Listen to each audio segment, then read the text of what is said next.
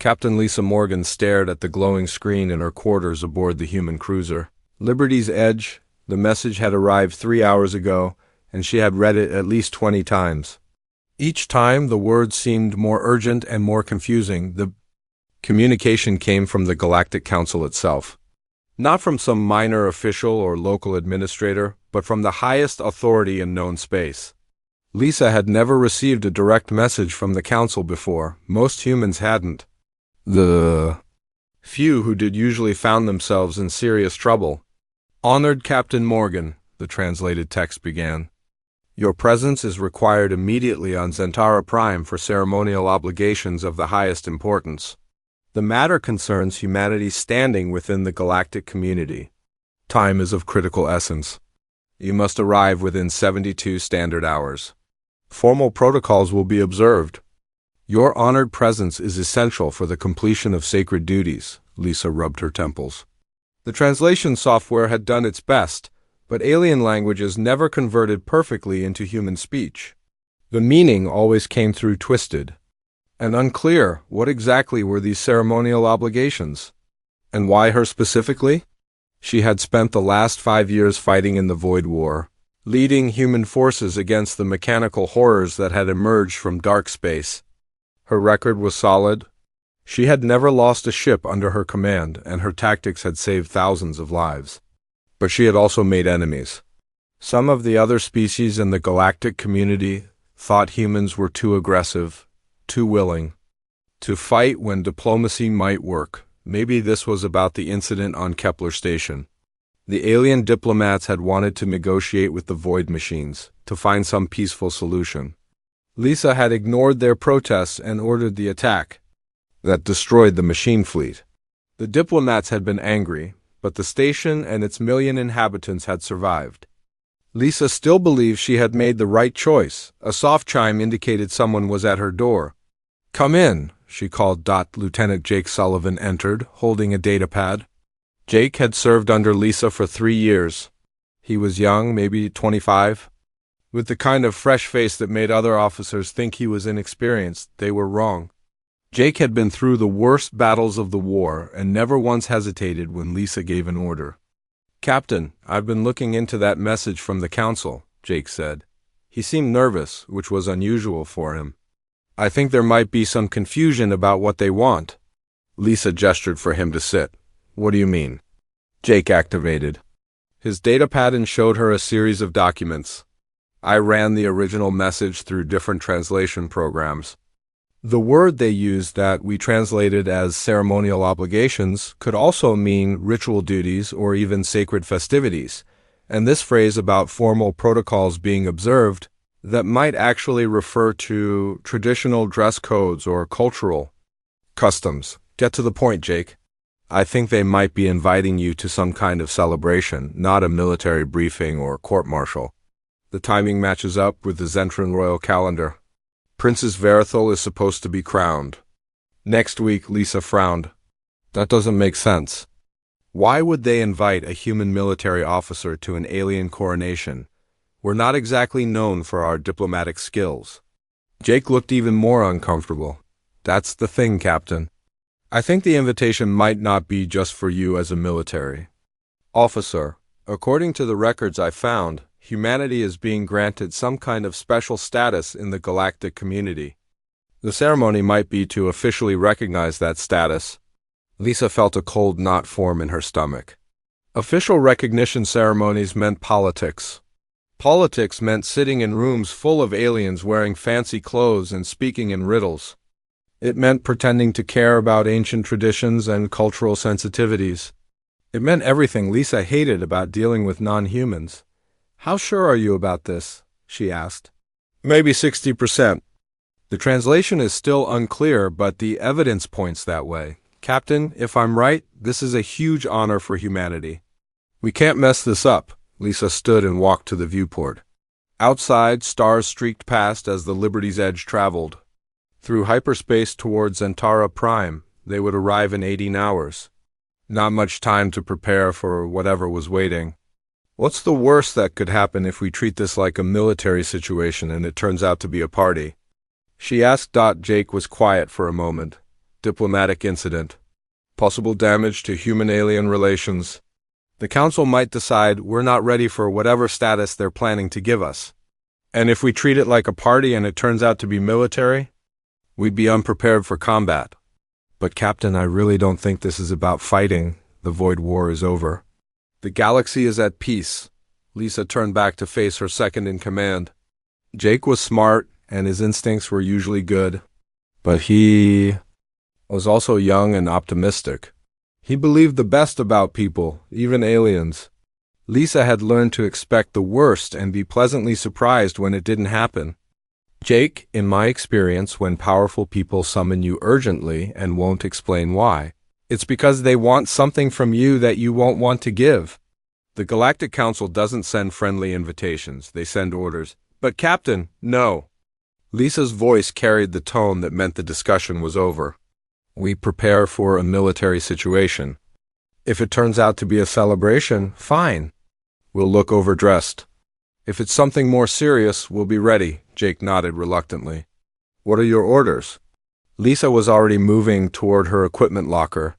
Alert the crew that we're potentially heading into hostile territory. I want all weapon systems checked and ready. Full diagnostic on the armor systems, and prepare my Mark 7 combat suit. The Mark 7? Captain, that's frontline combat armor? If this really is a diplomatic function, then I'll be the best protected. Diplomat in the room. Lisa opened the locker and looked at the gleaming black and silver armor inside. The Mark 7 was the most advanced personal combat system humanity had ever built. It could stop plasma bolts, enhance strength and speed, and coordinate with ship weapon systems. It had kept her alive through dozens of battles. She ran her fingers along the armor's surface. The metal was scarred from combat but perfectly maintained. This armor had never let her down. Jake, I've been fighting aliens for 5 years. Some of them were trying to kill me, and some of them were supposed to be my allies. You know what I learned? The ones who smile and speak softly can be just as dangerous as the ones with guns. Maybe more dangerous. Jake watched as she began pulling pieces of the armor from the locker. You really think the Galactic Council is planning something hostile? I think the Galactic Council is made up of beings who have been playing political games since before humans learned to make fire. They don't do anything without a reason, and their reasons are usually complicated. Lisa held up the armor's helmet. This keeps things simple. If someone wants to hurt me, they have to go through military-grade protection first. As Jake left to carry out her orders, Lisa continued preparing her equipment. She checked each weapon system, tested the armor's joints and servos, and ran diagnostics on the tactical computer. Everything was in perfect working order. She looked at herself in the mirror as she sealed the final piece of armor in place. The Mark 7 made her look like a walking weapon, which was exactly what it was designed to do. If the aliens wanted to meet with humanity's protectors, they would get exactly that. Whatever was waiting on Zentara Prime, Captain Lisa Morgan would be ready for it. The Liberty's Edge dropped out of hyperspace at the edge of the Zentara system. Captain Lisa Morgan stood on the bridge in her full Mark 7 combat armor, watching the massive planet grow larger on the main screen. Zentara Prime was beautiful, in a way that hurt to look at. Purple oceans stretched between golden continents, and 3 silver moons hung in the violet sky like jewels. Captain, we're receiving docking instructions, reported Communications Officer Danny Wright. They want us to dock at the Royal Spaceport, Lisa nodded. Even the name sounded fancy. Everything about this place screamed wealth and ceremony. She felt the weight of her plasma rifle against her back and the familiar hum of her armor's power systems. At least she was prepared for whatever tricks the aliens might try. The spaceport was unlike anything Lisa had ever seen. Crystalline towers stretched toward the sky, each one glowing with soft internal light. Ships from dozens of different species floated between the towers like colorful fish in an aquarium. Most were elegant, curved vessels that looked more like works of art than functional spacecraft. The Liberty's Edge, with its gray hull and weapon ports, looked like a shark swimming among butterflies. Landing Bay 7, Danny announced. They're sending an escort to meet us. Lisa checked her weapons one more time. Jake, you and 2 security officers with me. Everyone else stays with the ship and keeps the engines warm. Lieutenant Jake Sullivan looked uncomfortable in his dress uniform.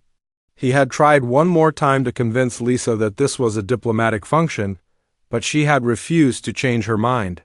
Now he followed her down the boarding ramp, trying to look professional, while walking beside a fully armed combat suit. The escort was waiting for them. 3 tall, graceful beings with blue-tinted skin and elaborate robes that seemed to shimmer in the spaceport's light. They were Zentrans, Lisa realized.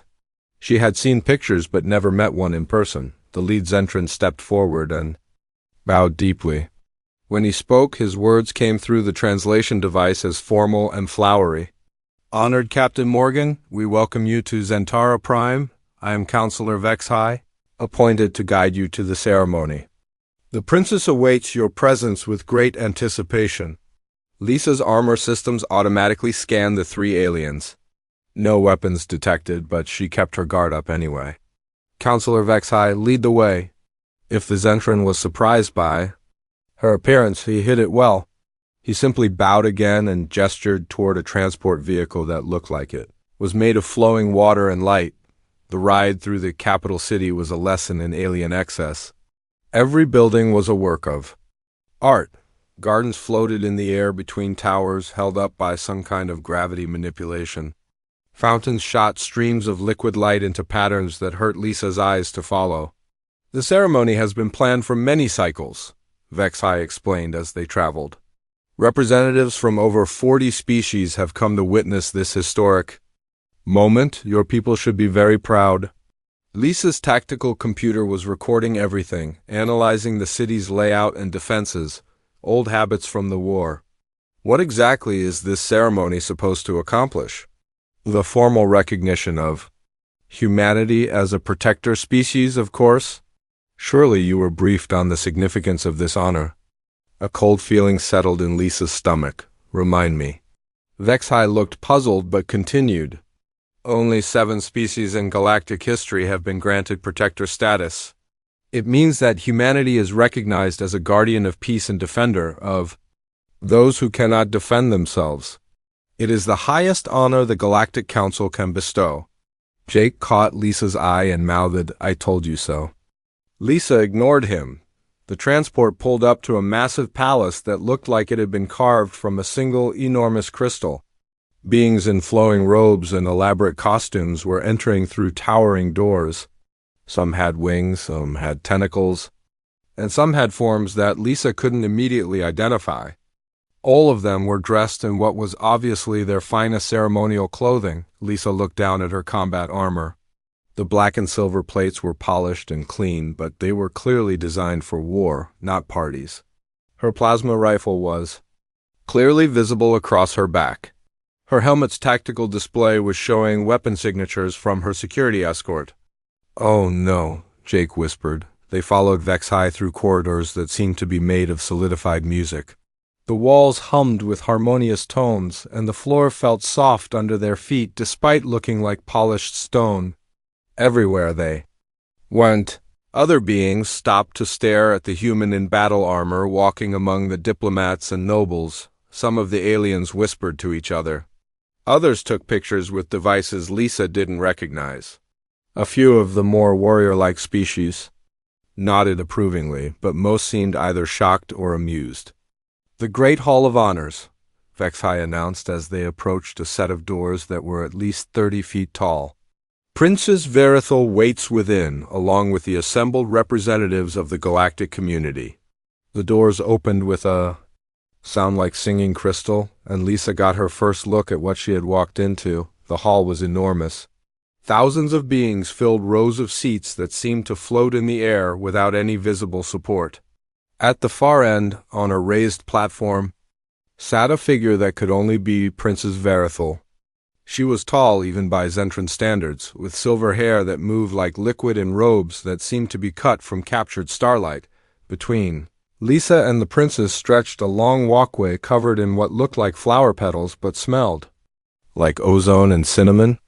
On either side, the assembled aliens watched with expressions ranging from curiosity to barely concealed laughter. Lisa's armor was getting looks from every direction. Her boots rang against the crystal floor with each step, echoing through the vast space like a military march. Her tactical systems were going crazy, trying to identify and catalog hundreds of different species and their potential threat levels. "Captain Morgan of the Human Federation," a voice announced. It seemed to come from everywhere at once. "Protector of the weak, guardian of the innocent, defender of peace." Lisa realized she was supposed to walk down that pathway, alone, in front of thousands of aliens, while wearing enough firepower to level a small building. Jake leaned close to her helmet. "Captain, you need to go up there. This is the ceremony." "I figured that out," Lisa replied through her armor speakers, loud enough for half the hall to hear. A ripple of surprised murmurs ran through the crowd. She started walking. Each step rang out like a bell in the vast space. Her armor servos whined softly as she moved, and her weapon systems painted targeting dots on anything that moved too. Quickly in her peripheral vision, halfway down the walkway, she realized that Princess Verithal was watching her with an expression that wasn't shock or amusement. It was fascination. The princess leaned forward slightly, as if she was seeing something interesting for the first time in a very long while. When Lisa reached the platform, she wasn't sure what she was supposed to do. In military situations, she would salute. In combat, she would assess threats and take cover. This was neither. Princess Verithal stood gracefully and stepped down from her throne. Up close, she was even more impressive. Her eyes were deep purple, and when she looked at Lisa, it felt like she was seeing right through the armor to the person inside. "Captain Lisa Morgan," the princess said, her voice carrying clearly through the hall without any amplification. "You come before us in the armor of war, prepared for battle even in the halls of peace. Tell us, guardian of humanity, why do you choose to meet ceremony with weapons of conflict?" Lisa felt every eye in the massive hall focused on her. Her armor's tactical display showed thousands of potential threats, but her instincts told her the real danger was in saying the wrong thing right now. She thought about Jake's warnings, about diplomatic incidents and cultural sensitivity. Then she thought about the wars she had fought and the people she had protected. She thought about what it meant to be human in a galaxy full of beings who had been playing these games for thousands of years. "Your Majesty," Lisa said, her armor speakers carrying her words to every corner of the hall.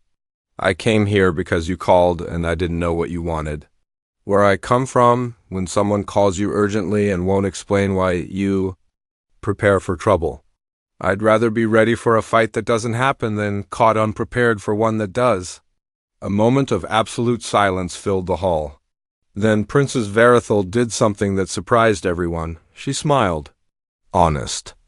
Words from an honest warrior," the princess said. "Perhaps this is exactly what we needed to see." Princess Verithal's smile changed everything in the great hall. The whispers stopped. The stares became more curious than mocking. Lisa could feel the mood shifting around her like a tide turning. "Captain Morgan," the princess continued, her voice warm but carrying authority that filled the vast space. "Your honesty is refreshing. Too often, those who stand before us speak only what they think we wish to hear. You speak truth even when it reveals your own uncertainty." Lisa felt her armor's weight differently now. Instead of feeling overdressed for a party, she began to understand that maybe her appearance was sending exactly the message it needed to send. She had come prepared to fight for humanity if necessary. That preparation was showing the galaxy something important about her species. "Your Majesty," Lisa said, her voice steady through the armor's speakers. "I may not understand all your customs, but I understand duty. You called, and I came. If that meant coming ready for war, then that's what I did." The princess nodded slowly. "And what is duty to you, Captain? What drives a human to cross the galaxy in armor of battle?" This was it. Lisa realized that her answer here would define not just her own reputation, but how the entire galaxy saw humanity. She thought about the words she had practiced for diplomatic meetings, the careful phrases that meant nothing and offended no one. Then she threw them all away. "Duty means protecting people who can't protect themselves," Lisa said. "It means standing between the innocent and those who would hurt them. It means being willing to fight when fighting is the only option left, and being strong enough that sometimes fighting isn't necessary. She paused, looking out at the thousands of beings watching her. My species has seen what happens when good people do nothing while evil grows strong. We've learned that peace isn't something you get by asking nicely. Peace is something you build with strength and maintain with vigilance. A murmur ran through the crowd. Some of the aliens were nodding. Others looked thoughtful. Lisa noticed that several of the more militaristic species were leaning forward in their seats. Paying close attention to her words, Princess Verithal raised her hand, and the hall fell silent again. You speak of protection and vigilance. You come before us armed and ready for battle. Some might see this as aggression, Captain. How do we know that humanity seeks to protect rather than conquer? Lisa's tactical systems chose that moment to activate their display mode. Light patterns flowed across her armor as the computer systems performed a routine scan of the hall. To the aliens, it looked like some kind of technological display, impressive and slightly intimidating. Lisa decided to use the moment. Your Majesty, my armor is scanning this room right now. It's identifying potential threats, mapping escape routes, and calculating how to protect the maximum number of people if something goes wrong. That's what it's designed to do. That's what I'm designed to do. She gestured to the crowd around her. I see thousands of beings here from dozens of different species. My computer is telling me their locations, their physical capabilities, their potential as allies or enemies. But you know what I see when I look at them? Tell us, the princess said. I see people who deserve to go home safely to their families. Tonight, I see beings who have built something beautiful here, something worth protecting. I see a galaxy that my species wants to be part of, not rule over. Lisa's armor powered down its scanning mode, and the light display faded. The difference between a protector and a conqueror, Your Majesty, is simple. A conqueror asks what you can do for them. A protector asks what they can do for you. The silence that followed was different from before. It wasn't awkward or uncertain. It was thoughtful. Lisa could see beings throughout the hall considering her words, weighing them against their own experiences and beliefs. From somewhere in the crowd, a voice called out. It was rough and growling, clearly from one of the warrior species. Human! You speak of protection, but how do we know you have the strength to back up your words? Lisa turned toward the voice. Her armor systems immediately identified the speaker as a Corvani, one of the most feared fighting species in the galaxy. The Corvani were 8 feet tall, covered in natural armor plating, and respected only strength. Because we've already proven it, Lisa replied. The Void War lasted 5 years.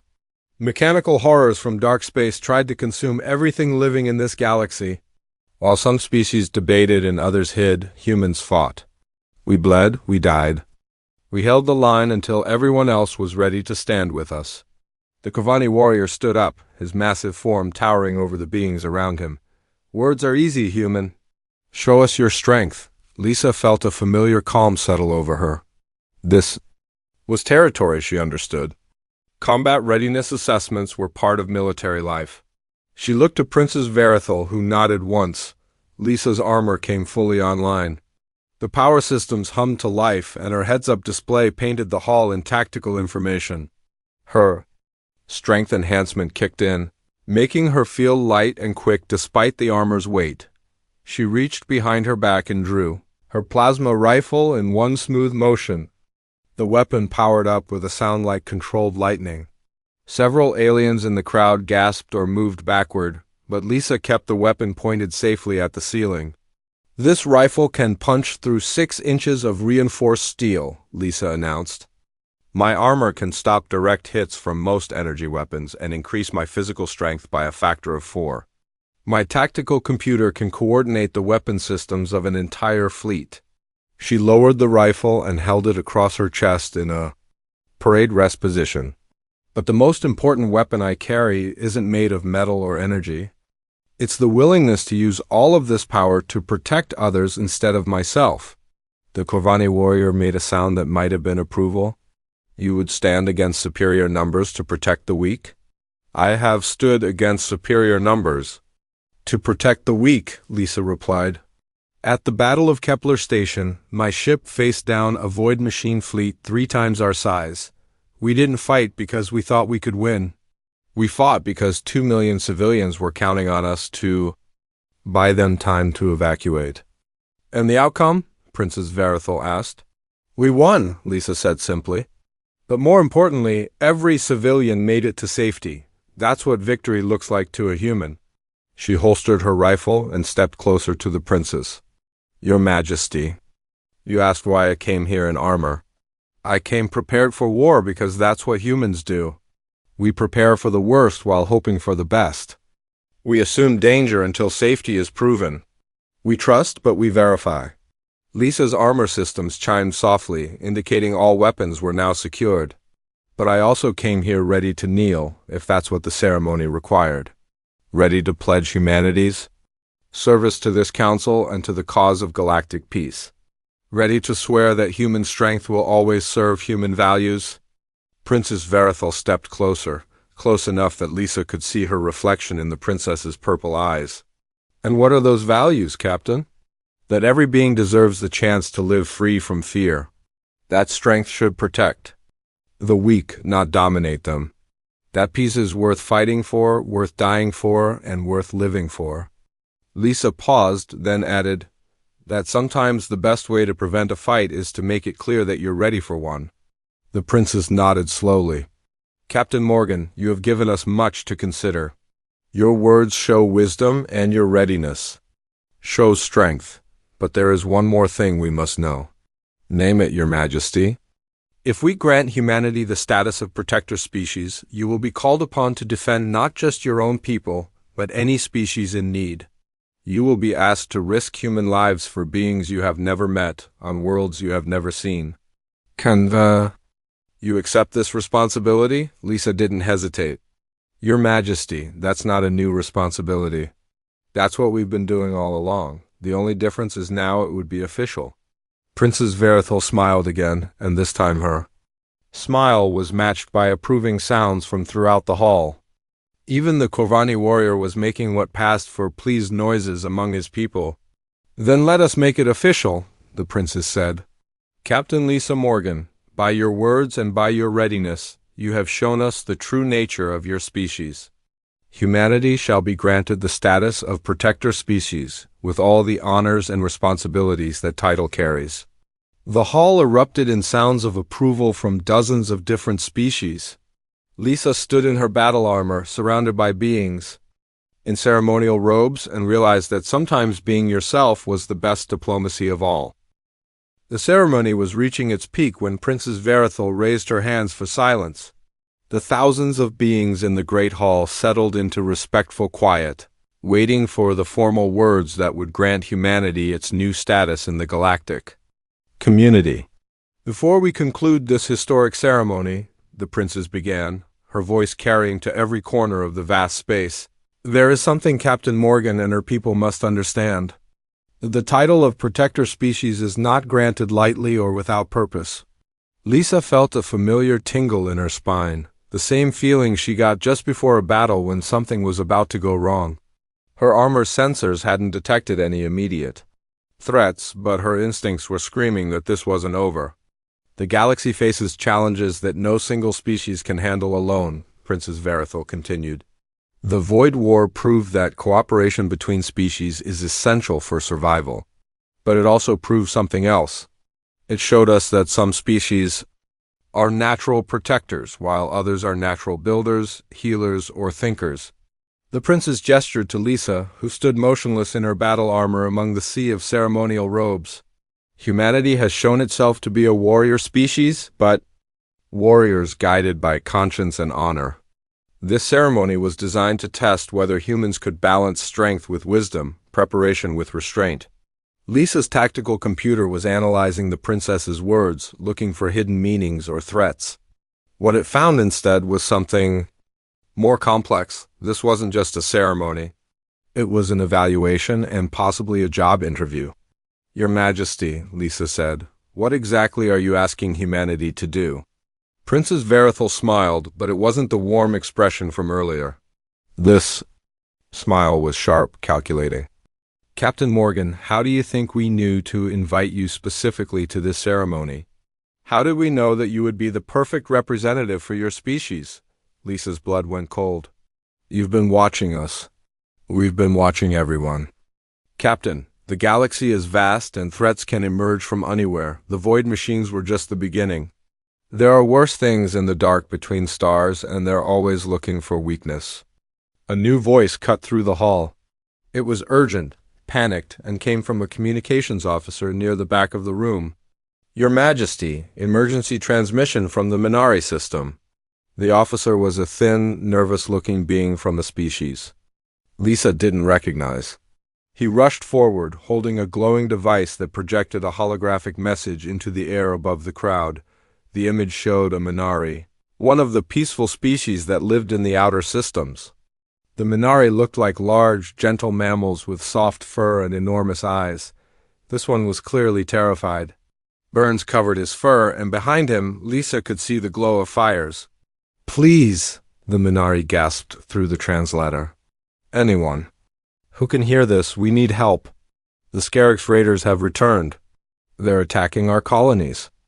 Our defense fleet is destroyed. We have no weapons, no soldiers. They're taking our children. The message cut off, leaving the hall in stunned silence. Lisa's combat instincts kicked in immediately. Her armor systems were already pulling up data on the Minari system, calculating travel times and force requirements. How long ago was this sent? Lisa demanded, her voice cutting through the shocked quiet. The communications officer checked his device. 18 minutes, Captain. The signal was delayed by interference from the Korath Nebula. Lisa's mind was racing. The Minari system was 4 hours away at maximum hyperspace speed. If the raiders had been attacking for 18 minutes, they might already be finished with their work. Or they might be just getting started. She turned to Princess Verithal. Your Majesty, I need to leave, now. The princess nodded slowly. And this is exactly why we chose you, Captain Morgan. While others debate and plan, you act. But you cannot face the Scarix alone. They are not like the void machines. They are cunning, organized, and they know how to fight living beings. Then I'll learn as I go, Lisa replied, already turning toward the exit.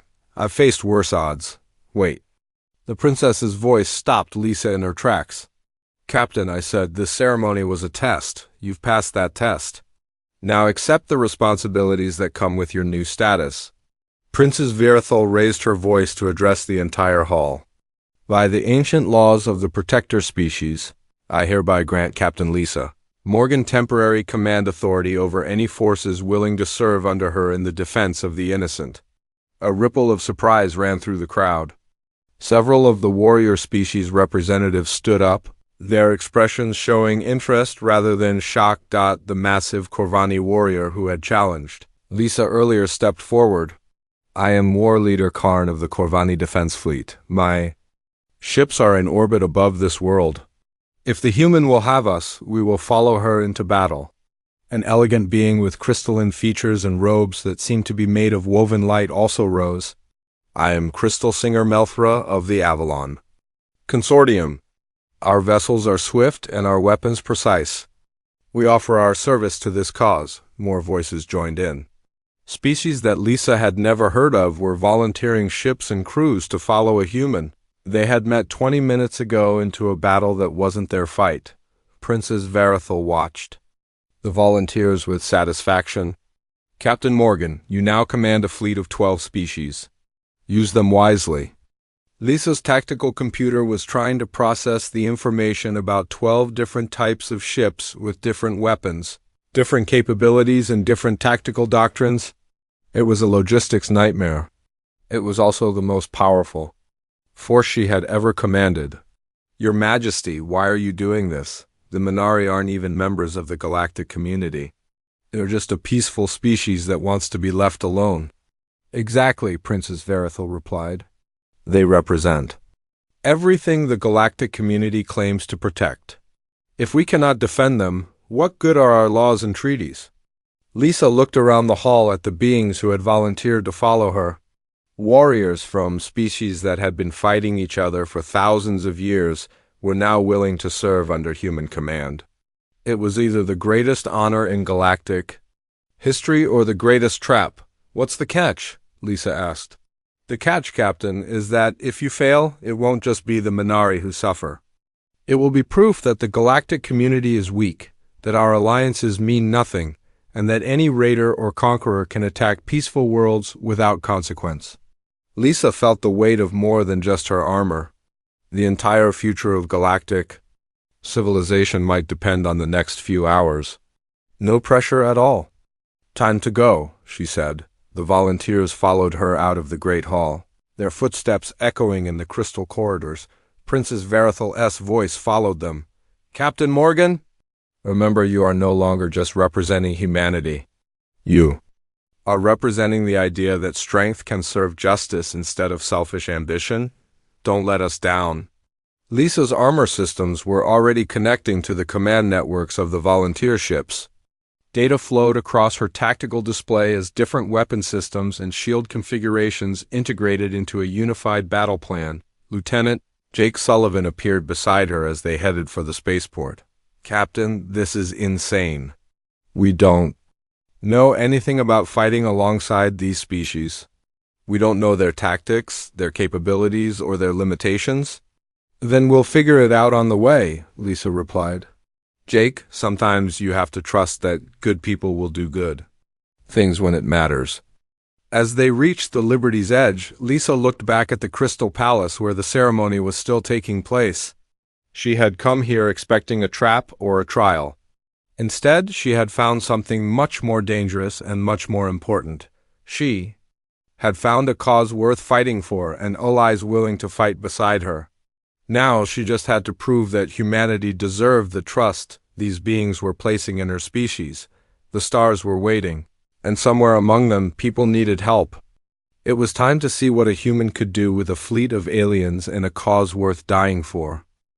The combined fleet dropped out of hyperspace at the edge of the Minari system like a pack of hungry wolves. 12 different species flying ships that had never worked together before, following a human they had met 4 hours ago into a battle against raiders they had only heard about in reports. Captain Lisa Morgan stood on the bridge of the Liberty's Edge, her armor interfacing directly with the ship's tactical systems.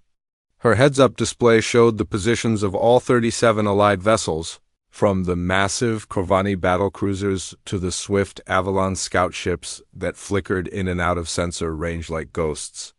Captain, I'm reading 17 Scarix. Vessels in the inner system, reported Communications Officer Danny Wright. They've got the Minari homeworld surrounded, and there are multiple fires burning on the surface. Lisa's armor systems processed the tactical data and painted a three-dimensional battle map in her vision. The Scarix had positioned themselves well. Their ships formed a defensive sphere around the planet, with their heaviest vessels covering the most likely approach routes. War Leader Karn, what can you tell me about Scarix tactics? Lisa asked through the fleet communication channel. The Corvani's growling voice came back immediately. They are cowards who prey on the weak. They use fast ships and hit-and-run attacks. They will flee if faced with equal force. Crystal Singer Melthra, how are your ships armed? Lisa continued. The elegant Avalon's musical voice replied, precision, energy weapons, and advanced targeting systems. We can strike with accuracy at extreme range. Lisa was learning about her new allies on the fly, trying to understand how to use ships and weapons she had never seen before. Her armor's tactical computer was doing its best to integrate the different technologies into a coherent battle plan. But there were too many variables.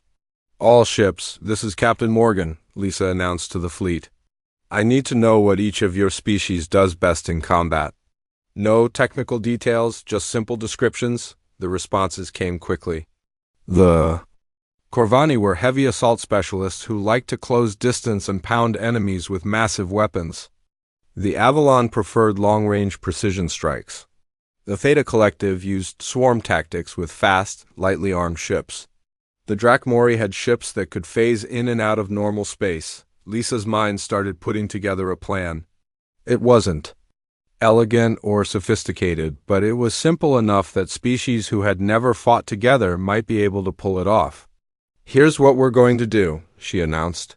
The Scarix are expecting us to either charge indirectly or try to sneak around their perimeter. Instead, we're going to give them exactly what they don't want to see. She transmitted her plan to the fleet. The alien captains studied it for a moment, then began responding with approval. Even the Corvani, who usually preferred straightforward attacks, growled their agreement. Avalon ships, you'll start at maximum range and begin precision strikes. On their sensor arrays, make them blind. Theta Collective, your ships will harass their flanks and draw their attention. Drachmori vessels will phase strike their rear guard. Corvani battlecruisers will punch through their center once they're confused and disorganized. Lisa paused, checking the tactical display one more time. All other ships will follow the Liberty's Edge in a direct assault on their command vessel. We're going to cut the head off this snake. The battle began with Avalon energy beams lancing across space toward the Scarix defensive positions. The Raiders' sensors started going dark one by one as Crystal Singer Melthera's people demonstrated why they were considered the best marksmen in the galaxy. The Scarix responded exactly as War Leader Karn had predicted. Their ships began moving to counter the Avalon attack, trying to bring their own weapons to bear on the long-range vessels. That's when the Theta Collective struck. 20 small, fast ships swarmed out of nowhere, peppering the Scarix flanks with rapid-fire weapons that did little damage individually, but created chaos and confusion in the enemy formation. The Scarix commanders tried to redirect their ships to deal with the swarm attack, leaving gaps in their defensive sphere.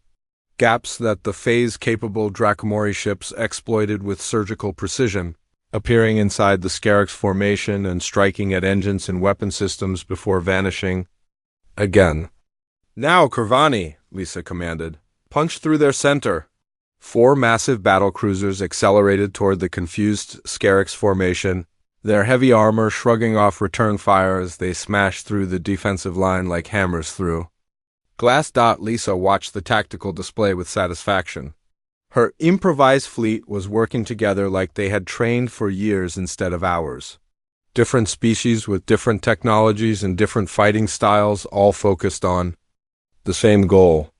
Liberty's Edge beginning attack run on the Scarix command ship. Lisa announced the enemy command vessel was larger than the other Raider ships, covered in weapon ports and sensor arrays. It was also trying to retreat now that its formation was falling apart. Lisa's armor interfaced with the Liberty's Edge's weapon systems, giving her direct control over targeting and firing. She had done this countless times during the Void War, but never while commanding a multi-species fleet at the same time. The Liberty's Edge closed distance with the Scarix command ship, trading fire with its escort vessels. Lisa's tactical computer tracked dozens of incoming missiles and energy blasts while simultaneously coordinating the movements of 36 other ships. "Captain, we're taking heavy fire," reported Lieutenant Jake Sullivan from his position at the tactical station. "Shields down to 60%. "Danny, open a channel to the Scarix command ship," Lisa ordered. "Channel open, Captain." Lisa's armor amplified her voice and transmitted it directly to the enemy vessel. "Scarix Commander, this is Captain Lisa Morgan of the Human Federation. You are surrounded and outgunned. Surrender now, and your people will be treated according to galactic law." The response came back in heavily accented but understandable galactic standard. "Human, you command ships that are not your own. This alliance will not last. We know how to fight each species individually." "Maybe," Lisa replied, watching as Corvani battlecruisers and Avalon precision ships worked together to disable another Scarix vessel. "But you've never fought them when they're working together. And you've definitely never fought them when they're working with humans." To prove her point, Lisa coordinated a combined attack. Avalon ships targeted the command vessel's shields with precision strikes while Corvani ships hammered it with heavy weapons. Theta Collective swarm ships harassed its escort vessels and Drachmori phase ships struck at its engines, the Liberties. Edge added its own firepower to the mix, with Lisa's armor-enhanced targeting systems, guiding each shot for maximum effect. The Scarix command ship shields failed under the coordinated assault. Secondary explosions rippled across its hull as systems overloaded. "Surrender," Lisa transmitted again. "Your ship is crippled, your fleet is scattered. And the planet you're attacking is now protected by species from across the galaxy. You have no good options left. This time the response was different. We surrender, human. But know this, your alliance is temporary. When this crisis passes, these species will return to their old conflicts. Maybe, Lisa said. But they'll remember that they can work together when it matters. And they'll remember that humans fight for more than just humans. The remaining Scarix ships surrendered one by one as the combined fleet systematically disabled their weapons and engines. Within 2 hours of arriving in the system, the battle was over. Lisa stood on the bridge of the Liberty's Edge, still wearing the combat armor she had put on for what she thought would be a diplomatic meeting. Around her, the crew was coordinating, with ships from a dozen different species to secure the raiders and begin rescue operations on the planet below. "Captain," Jake said, approaching with a datapad.